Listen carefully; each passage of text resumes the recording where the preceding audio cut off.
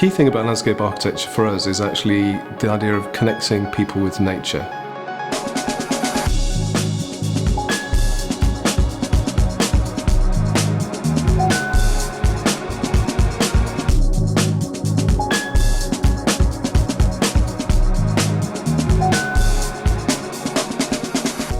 I think one of the things that's unusual about the work we do is that we're operating from the smallest, tightest, most intense urban environments all the way through to the largest, wildest landscapes in the world.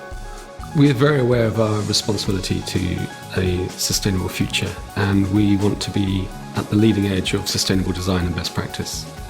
I think in all our work there is a common theme of trying to find this balance between and connection between the natural and technological worlds, and we try and apply that level of thinking and thought right from large-scale environmental planning work all the way through to more site-specific designs and right down to the smallest of little details. We try to have some very specific creative ideas for that project, but we also align those with what are the environmental issues that we need to deal with on that project.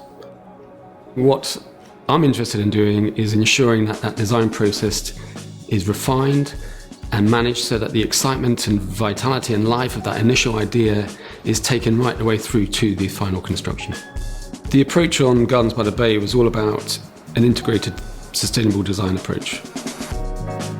From the initial sketches and concepts of the overall master plan, inspired by the orchid and the natural flora and fauna of Singapore, it was not only taken through at a high-level master planning design approach, but right the way through to site-specific design and the details that were developed for the site.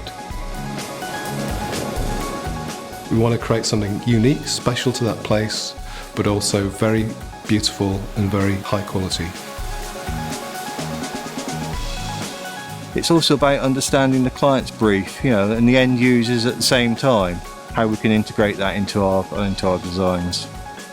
I think when we're planning a new scheme, one of the first things we get a feeling for is the site itself, and that's the genius loci of the site. What does it feel like? And then it's understanding the assets of that site, the natural capital, if you like. What are the soils doing? What's the vegetation on this site? What's the microclimate like?